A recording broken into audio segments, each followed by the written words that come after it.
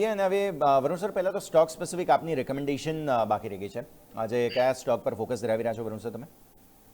તો આ એક સરપ્રાઇઝિંગ પ્લેયર છે અને એ છે વારી એનર્જી. જો તમે જુઓ તો જે રીતે સ્ટોકે પરફોર્મ કર્યું છે છેલ્લા 3 દિવસમાં અને આજે અલ્ટિમેટલી જ્યારે એને 3000નું લેવલ ક્રોસ કર્યું તો જે રીતે મોમેન્ટમ બિલ્ડ થયું એ રીતે જોતા મને એવું લાગે છે કે આપણે જરૂરથી વારી એનર્જીમાં આપણે પોઝિશન બનાવવી જોઈએ. એઝ ઓફ નાવ સ્ટોક 3175ની આજુબાજુ ટ્રેડ થઈ રહ્યો છે.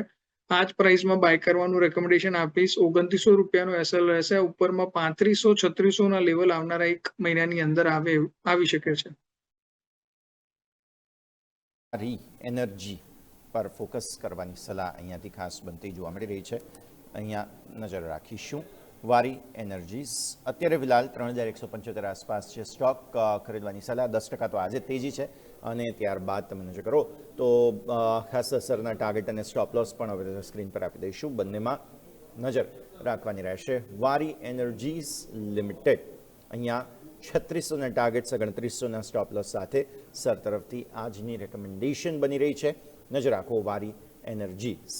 આ રિન્યુએબલ સ્પેસ પર ફોકસ જે છે તે દર્શક મિત્રો અમારો જે સાપ્તાહિક કાર્યક્રમ છે તેના અંદર પણ માર્કેટ કેપિટલમાં બિઝનેસ કેપિટલ વીકલી એડિશન જે અમે કરીએ છીએ ત્યાં પણ અમે ખાસ કવર કર્યો હતો અને મારા સહયોગી અજયે કવર કરેલા હતા વીકલી ચાર્ટ્સ પર અને સારું બ્રેકઆઉટ બેઝિકલી જોવા મળેલું છે. સો ઓબ્વિયસલી એક સંકેત પણ જરૂરથી ધ્યાન પર રાખો. ગઈકાલે સુહાગ સરે પણ રેકમેન્ડ કરેલું હતું વારી પ્રીમિયર બધા જ સ્ટોક્સમાં સરસ તેજી જે છે તે ખાસ જોવા મળેલી છે.